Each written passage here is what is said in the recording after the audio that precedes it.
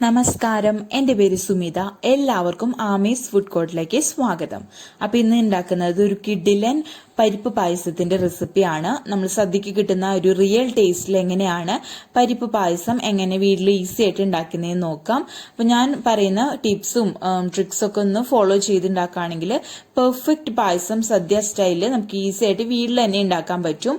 അപ്പം അതെങ്ങനെയാണ് റെഡിയാക്കുന്നതെന്നും കൂടി നമുക്ക് നോക്കാം.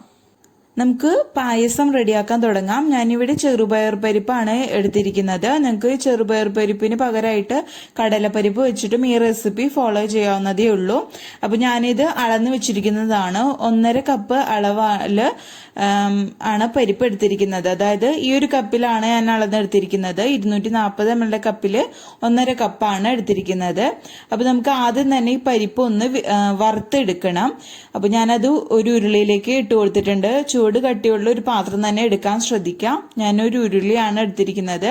അതിലേക്ക് ഇട്ട് കൊടുത്തിട്ട് ലോ ഫ്ലെയിമിൽ വെച്ചിട്ട് ഈ പരിപ്പ് ഒന്ന് വറുത്തെടുക്കാം. ഒരുപാട് കളറ് മാറിപ്പോകുന്നത് വരയ്ക്കും നമ്മളിത് ഫ്രൈ ചെയ്യേണ്ട ആവശ്യമില്ല. ഇത് വറുത്ത് വരുമ്പോൾ നല്ലൊരു സ്മെല്ല് വന്നു തുടങ്ങും. ആ ഒരു സ്റ്റേജ് എത്തുന്നത് വരയ്ക്കും നമ്മളിത് വറുത്തെടുത്താൽ മതിയാകും. ഞാനിപ്പോൾ ഇതിലേക്ക് നെയ്യൊന്നും ചേർത്ത് കൊടുക്കുന്നില്ല.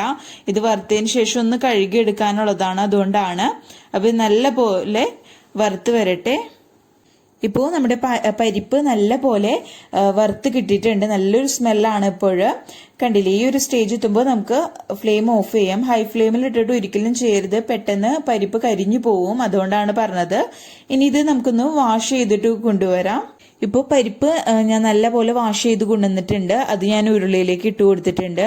ഒരു അരിപ്പയിൽ വെച്ചിട്ട് നമ്മൾ വറുത്ത പരിപ്പ് അരിപ്പയിൽ ഇട്ടിട്ട് പൈപ്പിന്റെ അടിയിൽ കാണിക്കുകയാണെങ്കിൽ കൈ പൊള്ളാതെ നമുക്ക് ഈസി ആയിട്ട് വാഷ് ചെയ്യാൻ പറ്റും. അതേപോലെ തന്നെ ഞാൻ നമ്മുടെ പരിപ്പ് വറുത്ത നമ്മുടെ ഉരുളി ഉണ്ടല്ലോ, ഉരുളി നല്ല പോലെ വാഷ് ചെയ്തതിന് ശേഷമാണ് ഇതിലേക്ക് നമ്മൾ കഴുകി വെച്ച പരിപ്പും കൂടി ചേർത്ത് കൊടുത്തത്. എന്തെങ്കിലും പൊടിയൊക്കെ ഉണ്ടെങ്കിൽ അതൊന്നും ഒഴിവായി കിട്ടാൻ വേണ്ടിയിട്ടാണ്. ഇനി പരിപ്പിലേക്ക് ആവശ്യത്തിനുള്ള വെള്ളം ഒഴിച്ചിട്ട് നമ്മൾ വേവിച്ചെടുക്കണം. ഞാൻ പരിപ്പ് അളന്ന കപ്പിൽ 3 കപ്പ് വെള്ളം ഒഴിച്ചിട്ടാണ് വേവിച്ചെടുക്കുന്നത്. നിങ്ങൾക്ക് വേണമെങ്കിൽ കുക്കറിലിട്ട് വേവിക്കാം, പെട്ടെന്ന് തന്നെ വെന്ത് കിട്ടും. അതുകൊണ്ട് തന്നെ ഞാൻ ഉരുളിയിലിട്ടാണ് വേവിക്കുന്നത്. നമ്മൾ പരിപ്പിനേക്കാളും കുറച്ചും കൂടി നകപ്പ് വേണ്ട, അതിനേക്കാളും കുറച്ചുകൂടി മുന്തി നിൽക്കുന്ന രീതിയിൽ വേണം വെള്ളം ഒഴിച്ചിട്ട് വേവിക്കാൻ. 1 ടീസ്പൂൺ നെയ്യും കൂടി ഈ സമയം ഞാൻ ചേർത്ത് കൊടുക്കുന്നുണ്ട്. അതേപോലെ തന്നെ നമ്മുടെ പരിപ്പിൽ എന്തെങ്കിലും കല്ലോ എന്തെങ്കിലും ഉണ്ടെങ്കിൽ അത് കളഞ്ഞിട്ട് വേണം നമ്മളിത് വേവിച്ചെടുക്കാൻ വേണ്ടിയിട്ട്. ഇനി ഇത് മൂടി വെച്ചിട്ട് ലോ ഫ്ലെയിമിൽ വെച്ചിട്ട് നല്ല പോലെ ഇതങ്ങ് വേവിച്ചെടുക്കാം. ഇപ്പൊ നമ്മുടെ പരിപ്പ് നല്ല പോലെ വെന്ത് വന്നിട്ടുണ്ട്. കണ്ടില്ലേ, നല്ല പോലെ വെന്ത് ഉടഞ്ഞു വന്നിട്ടുണ്ട്. അതാണ് അതിന്റെ പരിവം എന്ന് പറയുന്നത്. അതേപോലെ നമ്മൾ ഒഴിച്ചു കൊടുത്തിരിക്കുന്ന വെള്ളം കറക്റ്റ് ആയിരുന്നു. അത് ആ ഒരു വെള്ളത്തിൽ തന്നെ കിടന്ന് നമ്മുടെ പരിപ്പ് കറക്റ്റായിട്ട് വെന്ത് കിട്ടിയിട്ടുണ്ട്. അതേപോലെ നമ്മുടെ വെള്ളമൊക്കെ നല്ല പോലെ വറ്റി നമ്മുടെ പരിപ്പ് നല്ല കട്ടിയായിട്ട് വന്നിട്ടുണ്ട്. ഈ സമയം നമുക്ക് ഇതിലേക്ക് ശർക്കര നീര് ഒഴിച്ചു കൊടുക്കാം. പരിപ്പ് വെന്തതിന് ശേഷം മാത്രം ശർക്കര നീര് ഒഴിച്ചു കൊടുക്കാം. അതല്ലെങ്കിൽ പിന്നീട് നമ്മുടെ ശർക്കര പാനി ഒഴിച്ചു കൊടുത്തതിന് ശേഷം പിന്നീട് നമ്മുടെ പരിപ്പ് വേവില്ല. അതുകൊണ്ടാണ് പറഞ്ഞത്. അപ്പൊ ഞാൻ ഓൾറെഡി ഇവിടെ ഉരുക്കി വെച്ചിരിക്കുന്ന ശർക്കരയാണ്. 400 ഗ്രാം ശർക്കരയിൽ 1 ഗ്ലാസ് വെള്ളം ഒഴിച്ചിട്ട് നല്ല പോലെ ഉരുക്കിയതിന് ശേഷം അതൊന്ന് അരിച്ച് മാറ്റി വെച്ചിരിക്കുന്നതാണ്. ഞാൻ കറുത്ത ശർക്കരയുണ്ടല്ലോ, നമ്മുടെ ഉണ്ട ശർക്കര, അതാണ് യൂസ് ചെയ്തിരിക്കുന്നത്. ഈ ഉണ്ട ശർക്കര യൂസ് ചെയ്യുമ്പോൾ നമുക്ക് നല്ല കളർ കിട്ടും നമ്മുടെ പായസത്തിന്. വെള്ള ശർക്കര ആണെങ്കിൽ അത്രയ്ക്ക് കളർ കിട്ടില്ല. അപ്പൊ അത് പ്രത്യേകം ശ്രദ്ധിക്കാം. അതേപോലെ തന്നെ നമ്മൾ ഒരുപാട് ശർക്കര നീര് ഒരേ സമയം ചേർത്ത് കൊടുക്കാതെ കുറേശ്ശെ ചേർത്ത് കൊടുത്തിട്ട് മിക്സ് ചെയ്ത് കൊടുക്കാം. കാരണം മൊത്തത്തിൽ അങ്ങ് ചേർത്ത് കൊടുക്കുകയാണെങ്കിൽ മധുരങ്ങാനും കൂടി പോയാൽ നമുക്ക് ഒന്നും ചെയ്യാൻ പറ്റൂല. അപ്പൊ കുറച്ച് ചേർത്ത് കൊടുത്തിട്ട് നമ്മുടെ മധുരത്തിനനുസരിച്ച് വേണം പിന്നീട് നമ്മൾ ശർക്കര നീര് ഒഴിച്ചു കൊടുക്കാൻ. അതല്ലെങ്കിൽ ഒരുപാട് മധുരം കൂടിപ്പോയാൽ നമുക്കൊന്നും ചെയ്യാൻ പറ്റില്ല, ഞാൻ പറഞ്ഞ പോലെ തന്നെ. അതേപോലെ നമ്മൾ എടുക്കുന്ന ഓരോ ശർക്കരയ്ക്കും മധുരം വ്യത്യാസം വരും. അപ്പോൾ നിങ്ങൾ നോക്കിയിട്ട് വേണം ചേർത്ത് കൊടുക്കാൻ വേണ്ടിയിട്ട്. ചിലപ്പോൾ നിങ്ങൾക്ക് ഇത്രയും കൂടുതൽ ആവശ്യം വരില്ല ശർക്കരയുടെ അളവ്. അപ്പോൾ നിങ്ങൾ നോക്കിയിട്ട് ചേർക്കാം. അതേപോലെ ഒരു ടീസ്പൂൺ അളവിൽ നെയ്യും കൂടി ചേർത്ത് കൊടുക്കുന്നുണ്ട്. ഈ സമയം കുറച്ച് ലൂസായിട്ടാണ് നമ്മുടെ പരിപ്പ് ഇരിക്കുന്നത്. ഇനി ഇതില് വെള്ളമൊക്കെ വറ്റിച്ച് നല്ല പോലെ ഇത് കട്ടിയാക്കി എടുക്കണം. അതിനുശേഷമാണ് നമ്മൾ ഇതിലേക്ക് പാലൊക്കെ ചേർത്ത് കൊടുക്കുന്നത്. അപ്പൊ നിങ്ങൾ ഒരു 1/2 കിലോ പഞ്ചസാര നമ്മുടെ ശർക്കര ഉരുക്കിയതിന് ശേഷം ഒന്ന് അരിച്ച് മാറ്റി വെക്കാം. അതിനുശേഷം മധുരത്തിനനുസരിച്ച് ചേർത്ത് കൊടുക്കാം. ബാക്കി വരാണെങ്കിൽ ഇത് ഒന്ന് ചൂടാറിയതിനു ശേഷം ടൈറ്റ് ആയിട്ടുള്ള ഒരു കണ്ടെയ്നറിൽ വെച്ചിട്ട് ഫ്രിഡ്ജിൽ സൂക്ഷിക്കുകയാണെങ്കിൽ പിന്നീട് നമുക്ക് യൂസ് ചെയ്യാവുന്നതേ ഉള്ളൂ. അപ്പോൾ നമ്മൾ എടുക്കുന്ന ശർക്കരയുടെ മധുരം വ്യത്യാസപ്പെട്ടിരിക്കും. അപ്പൊ നോക്കിയിട്ട് മാത്രം ചേർക്കാട്ടോ. അപ്പൊ ഇത് തിളച്ചൊന്ന് കുറുകി വരട്ടെ നല്ല പോലെ. ഇപ്പൊ ഇതാ നമ്മള് ശർക്കരയും കൂടി ചേർത്ത് കൊടുത്തിട്ട് നല്ല പോലെ പരിപ്പായിട്ട് നമ്മൾ വരട്ടി എടുത്തിട്ടുണ്ട്. അതിലെ വെള്ളമൊക്കെ ഒന്ന് വറ്റി വന്നിട്ട് നല്ല പോലെ തിളച്ച് ഇത് കുറുകി വന്നിട്ടുണ്ട്. ഈ ഒരു സ്റ്റേജ് എത്തുമ്പോഴാണ് നമ്മൾ ഇതിലേക്ക് 2 പാല് ചേർത്ത് കൊടുക്കുന്നത്. കണ്ടില്ലേ, നല്ല തിക്കായിട്ട് വന്നിട്ടുണ്ട്. അതേപോലെ നല്ല പോലെ വെള്ളം വറ്റി വന്നിട്ടുണ്ട്. ഇങ്ങനെ ആക്കി കൊടുത്തതിന് ശേഷം മാത്രമാണ് നമ്മൾ ഇതിലേക്ക് പാല് ചേർത്ത് കൊടുക്കാൻ പാടുള്ളൂ. അതില്ലെങ്കിൽ പാലും കൂടി ചേർത്ത് കൊടുത്താൽ ഒരുപാട് ലൂസായി പോയിട്ട് കുറെ നേരം വറ്റിക്കേണ്ട ആവശ്യം വരും. അതുകൊണ്ടാണ് പറഞ്ഞത്. അതേപോലെ തന്നെ നമ്മൾ ഇത് ഇടയ്ക്ക് കൊടുക്കാനും മറക്കരുത്. അതല്ലെങ്കിൽ അടുക്കി പിടിച്ചു പോകാൻ സാധ്യതയുണ്ട്. ഞാൻ ലോ ഫ്ലെയിമിൽ വെച്ചിട്ട് തന്നെയാണ് കേട്ടോ കുക്ക് ചെയ്തിരുന്നത്. ഇനി ഇതിലേക്ക് 2 പാല് ചേർത്ത് കൊടുക്കാം. ഞാനിപ്പോ ഒരു 5 കപ്പ് 2 പാലാണ് എടുത്തിരിക്കുന്നത്. 240 ml കപ്പിൽ തന്നെയാണ് അളന്നിരിക്കുന്നത്, 5 കപ്പ്. അപ്പൊ അത് നമുക്ക് ചേർത്ത് കൊടുക്കാം. ഞാനിപ്പോ നല്ല 2 വലിയ തേങ്ങയാണ് എടുത്തിരിക്കുന്നത്. നല്ല ഉള്ളുള്ള തേങ്ങയായിരുന്നു. അത് പിഴിഞ്ഞെടുത്തതാണ്.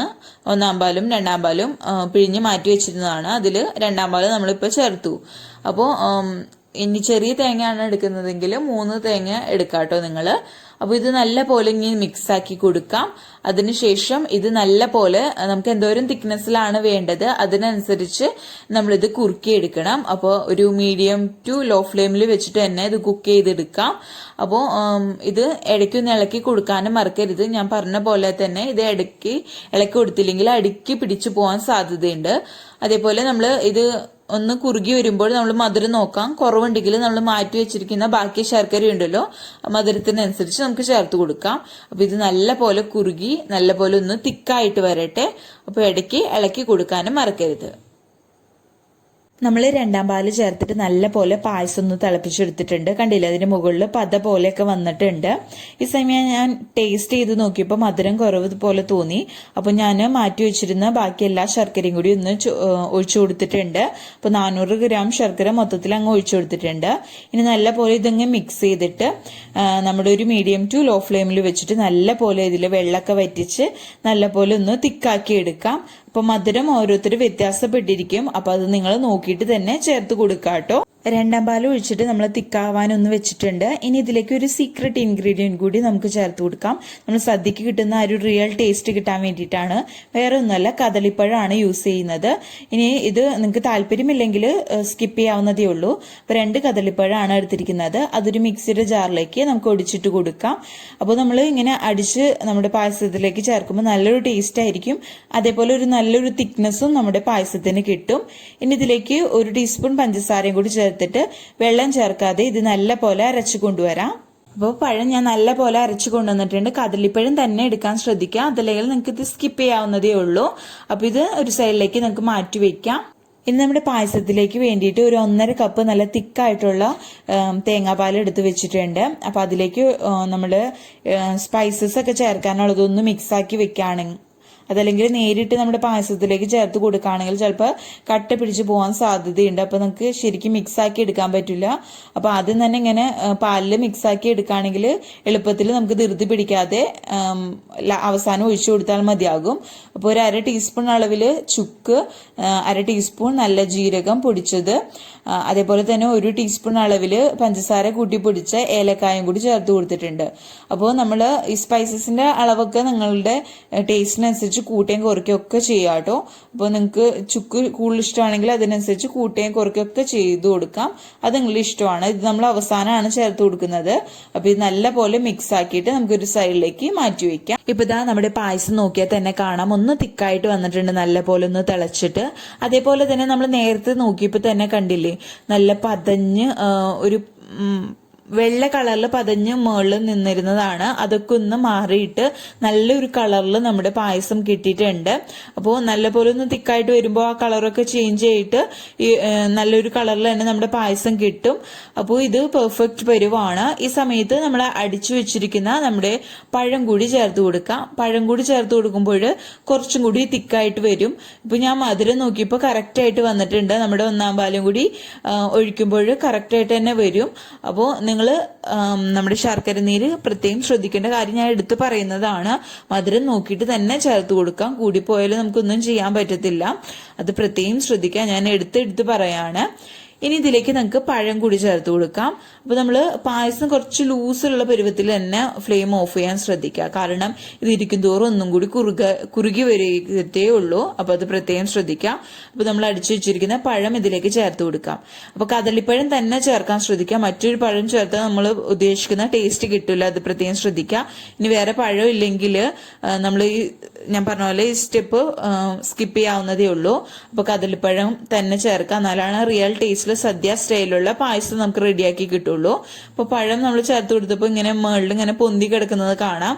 അപ്പൊ അത് കണ്ടിട്ട് ടെൻഷൻ അടിക്കേണ്ട. നമ്മളിത് സ്പൂൺ വെച്ചിട്ട് മിക്സ് ആക്കി കൊടുക്കുമ്പോൾ അത് നല്ല പോലെ മിക്സ് ആക്കി കിട്ടും. അത് ഓർത്ത് പേടിക്കണ്ട കേട്ടോ. അപ്പൊ നല്ല പോലെ ഇത് മിക്സ് ആക്കി കൊടുക്കാം. ഒരു നുള്ളു ഉപ്പും കൂടി നമ്മുടെ മധുരം ഒന്ന് ബാലൻസ് ചെയ്യാൻ വേണ്ടിയിട്ട് ചേർത്ത് കൊടുക്കുന്നുണ്ട്. എന്നിട്ട് ഇത് നല്ല പോലെ മിക്സ് ചെയ്യാം. ഇപ്പൊ ഇതാ പഴം ചേർത്തിട്ട് ഞാൻ മിക്സ് ചെയ്ത് കൊടുത്തിട്ടുണ്ട്. നമ്മുടെ പായസം കണ്ടില്ലേ, ഒന്ന് കുറുകി വന്നിട്ടുണ്ട് നമ്മുടെ പായസം. അതേപോലെ തന്നെ നേരത്തെ നമ്മുടെ പഴം പൊങ്ങി കിടന്നതാണ്. നമ്മളിത് നല്ല പോലെ മിക്സ് ആക്കിയപ്പോ അതിൽ പായസമായിട്ട് നല്ല പോലെ അലിഞ്ഞു ചേർന്നിട്ടുണ്ട്. ഇനി ഇതിലേക്ക് നമ്മൾ എടുത്തു വെച്ചിരിക്കുന്ന നമ്മുടെ 1 പാല് ചേർത്ത് കൊടുക്കാം. എന്നിട്ട് നമ്മളിത് ലോ ഫ്ലെയിമിൽ വെച്ചിട്ട് വേണം 1 പാല് ചേർത്ത് കൊടുക്കാൻ. അത് പ്രത്യേകം ശ്രദ്ധിക്കാം. നല്ല കട്ടിയുള്ള 1 പാല് തന്നെ ഒഴിച്ചു കൊടുക്കാൻ ശ്രദ്ധിക്കാം. 1.5 കപ്പാണ് ചേർത്ത് കൊടുത്തിരിക്കുന്നത്. ഇനി ഇത് നമ്മൾ ഈ പായസത്തിലിട്ടിട്ട് നല്ല പോലെ ചൂടാക്കി എടുക്കാം. ഒരുപാട് വെട്ടി തിളപ്പിച്ചെടുക്കരുത്. അങ്ങനെയാണെങ്കിൽ പിരിഞ്ഞു പോവും നമ്മുടെ പാല്. ഒന്ന് ചെറുതായിട്ട് തിള വന്ന് തുടങ്ങുന്ന സമയത്ത് നമുക്ക് ഫ്ലെയിം ഓഫ് ചെയ്യാം. അപ്പൊ ഇത് ലോ ഫ്ലെയിമിൽ വെച്ചിട്ട് നമ്മളിങ്ങനെ ഇളക്കി കൊടുത്തിട്ട് ഒന്ന് നല്ല പോലെ ചൂടാക്കി എടുക്കാം. എന്നാലാണ് പാലിന്റെ ഒരു കുത്തല് ഉണ്ടാവും. അതൊന്ന് മാറി കിട്ടാൻ വേണ്ടിയിട്ടാണ് പച്ചച്ചുക. അപ്പൊ അതൊന്ന് ചൂടാക്കി എടുക്കാം നല്ല പോലെ. ഇതൊന്ന് ചെറുതായിട്ട് തിള വന്ന് തുടങ്ങുമ്പോൾ നമുക്ക് ഫ്ലെയിം ഓഫ് ചെയ്യാം. അതേപോലെ തന്നെ സ്പൈസസിന്റെ അളവ് നിങ്ങൾ നോക്കാം.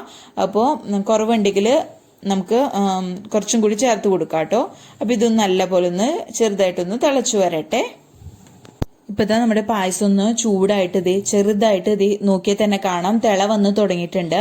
ലോ ഫ്ലെയിമിൽ തന്നെയാണ് നമ്മളിപ്പോൾ ഇത് വെച്ചിരിക്കുന്നത്. ഞാൻ പറഞ്ഞ പോലെ തന്നെ ചെറുതായിട്ട് തിള വന്നാൽ ആദ്യം ഒരുപാട് വെട്ടി തിളപ്പിക്കേണ്ട ആവശ്യമില്ല. അപ്പൊ ഇതേപോലെ ഞാനിപ്പോ കാണിച്ച പോലെ ചെറുതായിട്ട് തിള വന്ന് തുടങ്ങുന്ന സമയത്ത് നമുക്ക് ഫ്ലെയിം ഓഫ് ചെയ്യാം. അപ്പൊ അത് ഈ ഒരു കൺസിസ്റ്റൻസിലാണ് ഓഫ് ചെയ്യുന്നത്. അപ്പൊ ഇരിക്കുമ്പോൾ കുറച്ചും കൂടി തിക്കായിട്ട് വരും. അപ്പൊ ഇത്രയും മതി. ഫ്ലെയിം ഓഫ് ചെയ്തിട്ടുണ്ട് ഞാൻ.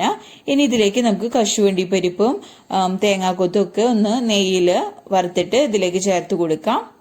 ഇനി നമ്മുടെ പായസത്തിലേക്ക് നമ്മുടെ കശുവണ്ടി പരിപ്പൊക്കെ ഒന്ന് വറുത്തിടാം. അപ്പൊ അതിന് വേണ്ടിയിട്ട് ഒരു പാത്രം അടുപ്പത്ത് വെച്ചിട്ടുണ്ട്. അതിലേക്ക് ഒരു 3 ടേബിൾ സ്പൂൺ അളവിൽ നെയ്യ് ചേർത്ത് കൊടുക്കുന്നുണ്ട്. അപ്പൊ നെയ്യുടെ ടേസ്റ്റ് എനിക്ക് ഇഷ്ടമുള്ളത് കൊണ്ട് ഞാൻ കുറച്ച് കൂടുതൽ ചേർത്ത് കൊടുക്കുന്നുണ്ട്. കുറച്ച് മതിയവർക്ക് അതിനനുസരിച്ച് ചേർത്ത് കൊടുക്കാം കേട്ടോ. അപ്പോൾ ഇതിലേക്ക് നെയ്യൊന്ന് ചൂടായിട്ട് വരുമ്പോൾ നമുക്ക് തേങ്ങാക്കൊത്ത് ചേർത്ത് കൊടുക്കാം. ഞാൻ കുറച്ചധികം തന്നെ തേങ്ങാക്കൊത്ത് ചേർത്ത് കൊടുക്കുന്നുണ്ട്. ഏകദേശം ഒരു 1/2 കപ്പ് അളവിൽ തേങ്ങാക്കൊത്ത് ചേർത്ത് കൊടുക്കുന്നുണ്ട്. തേങ്ങാക്കൊത്ത് നമ്മളിങ്ങനെ ചേർത്ത് കൊടുക്കുമ്പോൾ ഇടയ്ക്ക് നമുക്ക് പായസത്തിൽ കടിക്കാൻ കിട്ടും. അപ്പൊ നല്ലൊരു ടേസ്റ്റ് ആയിരിക്കും. അപ്പോൾ തേങ്ങാക്കൊത്ത് ഒരു പകുതി മൂപ്പായി വരുമ്പോൾ ഇതിലേക്ക് നമുക്ക് കശുവണ്ടി പരിപ്പ് ചേർത്ത് കൊടുക്കാം.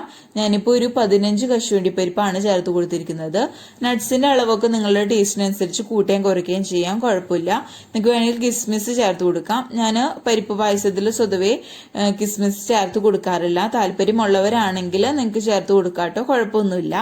ഇനി നമ്മുടെ കശുവണ്ടി പരിപ്പും അതേപോലെ തന്നെ നമ്മുടെ തേങ്ങാക്കൊത്തും നല്ലപോലെ മൂത്ത് ഒരു ലൈറ്റ് ഗോൾഡ് നിറാവുന്നത് വരയ്ക്കും ഫ്രൈ ചെയ്യാം. ഇപ്പൊ ഈ കളറൊക്കെ മാറി വന്നിട്ടുണ്ട്. ഇനി ഇത് നേരെ തന്നെ നമ്മുടെ പായസത്തിലേക്ക് ഒഴിച്ചു കൊടുക്കാം. ഇനി നമ്മുടെ പായസത്തിലേക്ക് വറുത്ത് വെച്ചിരിക്കുന്ന നമ്മുടെ അണ്ടിപ്പരിപ്പും തേങ്ങാക്കൊത്തും ഒക്കെ ചേർത്ത് കൊടുക്കാം. അപ്പൊ ഇത്രയേ ഉള്ളൂ.